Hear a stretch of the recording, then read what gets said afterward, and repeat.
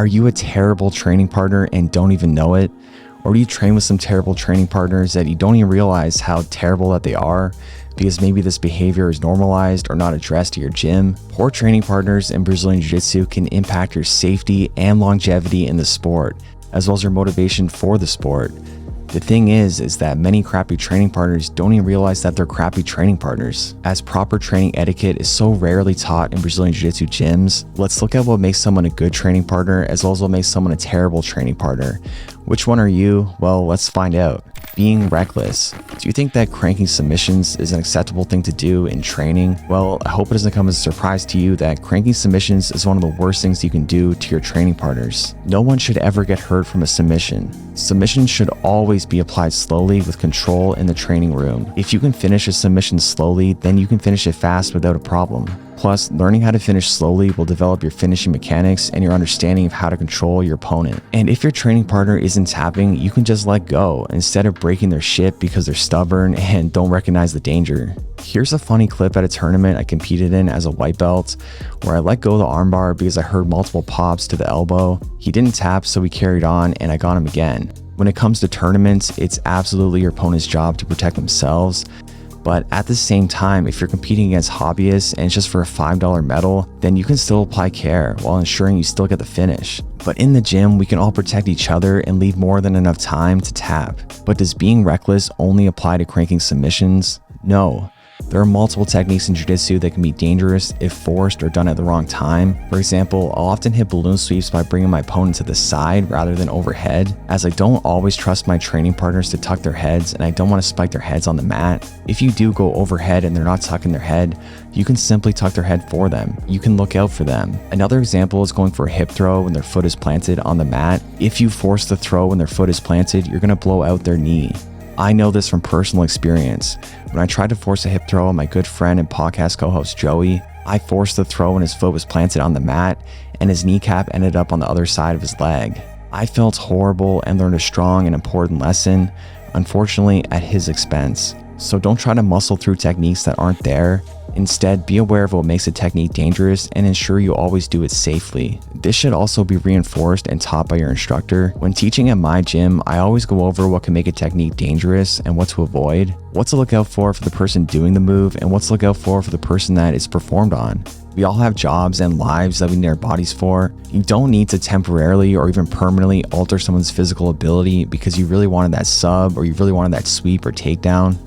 Poor hygiene. Everyone is trained with a training partner who stinks, doesn't cut their toenails or fingernails, trains with open sores or rashes. You do not want to be that guy. I once had to kick out a student who stunk so bad. He blamed it on a dead fish that had gone unnoticed in the back of his car. But even with removing the fish from his car, the smell was never diminished. And me nor the other students could take the stench any longer. I had to kick him out, which was an awkward conversation.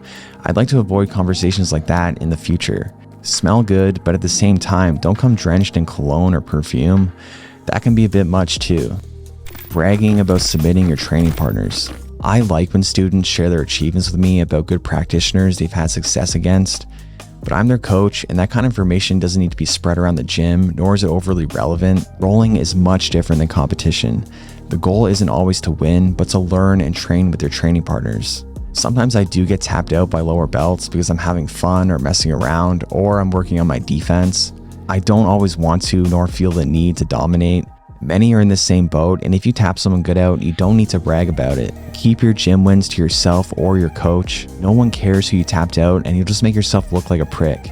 Being jealous of other training partners' promotions. Someone you can beat at the gym was promoted before you. Be happy for them, don't mope around or talk shit. Nobody cares in the long term who was promoted at what time. In Jiu-Jitsu, it's often not about who's best, but it's about who's left. Admittedly, I often had feelings like this too as a lower belt, and I'm embarrassed now to have felt that way, because with age and experience comes wisdom. If you're upset about not being promoted, just keep getting better at Jiu-Jitsu, so your instructor can no longer deny your promotion. Make it obvious to them that you're ready through action. Either do everything in your power to improve, or change your mindset. Be stoic and focus on only the things that you can control. Just be happy for them and don't get caught up in the crabs in the bucket mentality that's shared by so many. And now a quick word from the sponsor of today's video, Element. If you're anything like me, then you want to train jiu-jitsu as often as possible, but this often takes a toll on my body as I become fatigued and riddled with muscle cramps. One of the reasons that this happens is because of the loss of electrolytes through sweat, the primary of which being sodium. And when sodium isn't adequately replaced, that's when we experience those muscle cramps and fatigue, which is why I started drinking Element. Element is a tasty electrolyte drink mix with a science-backed electrolyte ratio of sodium, potassium, and magnesium. It contains no sugar, no coloring, and no artificial ingredients. None of that junk. In short, Element can help prevent and eliminate muscle cramps and fatigue, but also sleeplessness, headaches, and other common symptoms of electrolyte deficiency. And right now, Element is offering my listeners a free sample pack with any order. That's 8 single serving packets free with any Element order. This is a great way to try all 8 flavors or share Element with a salty friend. Get yours at drinkelement.com/JordanTeaches. This deal is only available through my link. You must go to drinklmnt.com/JordanTeaches.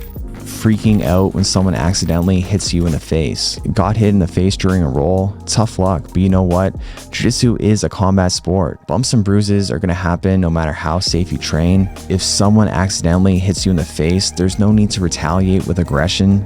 I once had a coach that would try to kill you if you accidentally hit them. You knew that you would be in for a beating, and he'd even tell you.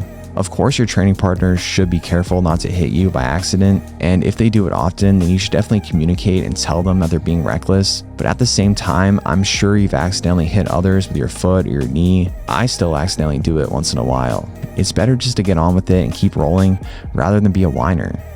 Not adjusting to size differences. If rather than standing, you're starting the roll from the ground, then generally I'm in the mindset that the bigger athletes should start from the bottom and the smaller athletes should start on top.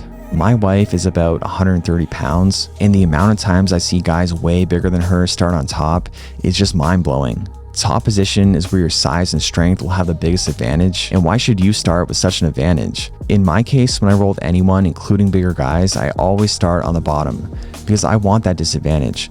I want to earn top position, but I'm also a black belt and can handle myself. If you're a big dude and you're always starting on top against the ladies or the smaller men, you should self-reflect a little bit and ask yourself, is this the best way to improve my jiu-jitsu? Is this the best use of my time rolling against a smaller opponent?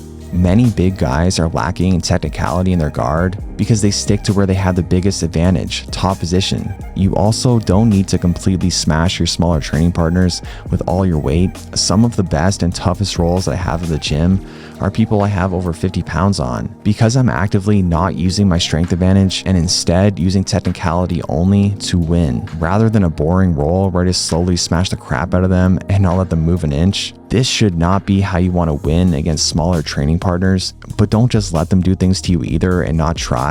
That's going to be a boring roll for both of you. Not adjusting intensity. Please stop going balls to the wall in every single round with every single training partner. The gym is not the world championships, and you don't need to treat every roll as such. I enjoy rolling hard, but I'll adjust my intensity based off my training partner's skill, size, or their desired intensity. You've got to keep in mind that not everyone wants to or is capable of rolling hard. Just because you enjoy rolling hard, it doesn't mean you need to force that desired intensity on others. Roll hard with people like me that want to roll hard, and adjust your intensity for those that don't. Jiu-jitsu isn't only a competitive sport, it's also a recreational sport for many. And hobbyists don't want to go home all beaten up or injured for work the next day. So if you're rolling against someone who doesn't want to roll hard, then use that roll to better develop your technique. Because if you can't beat them without going apeshit, then you're relying too much on your strength and explosiveness, and your technique is lacking. Try winning using the minimum effective dose of effort. Don't compensate for lack of technical knowledge with increased aggression. This is something I was also guilty of as a lower belt. I rolled hard with everyone. It didn't matter their age or their size. I thought that was normal, but looking back, I'm super embarrassed to have made every roll such a fight to the death. No one told me to slow down, and I had to realize it for myself. So now I'm telling you, you don't need to make the same mistakes that I made. Shit talking behind someone's back. Jiu-jitsu gyms can be full of drama and talking negatively about each other behind each other's backs. I would never want to train at a gym like this. I was once a member of a gym who routinely called the gym a family, yet I remember vividly and was very taken back by a discussion on how one of my main training partners had become worse at jiu-jitsu while I was at university training at another gym. They were completely ripping into him behind his back. That was pretty lame and eye-opening for me regarding my future at that gym. I didn't stay much longer. Talking behind people's backs is super lame in general, even outside of jiu-jitsu. That's not the way you want to conduct yourself. If you have issues with a training partner, try using communication or talking to your coach about the situation. Freaking out because you got caught in a cheap submission? In my gym, all submissions are good to go if applied with care and control. It's not the submissions themselves that are the issue, it's how they're applied. I once saw a purple belt yell at a white belt for going for an ankle lock. He told him that he'd break his legs if he ever did it again. Like, bro, it's an ankle lock. Calm down. Buggy chokes, wrist locks, leg locks, twisters, and more can all fit into this category. I once went to another gym's grading and twisted everyone there. I was just having fun and never cranked any of them, never injured anyone's spine. Yet I found out after that they were kind of pissed. But why? A submission is a submission.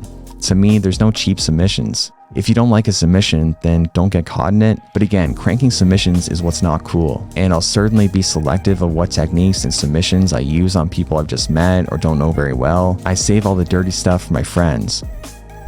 Now let's look at the honorable mentions.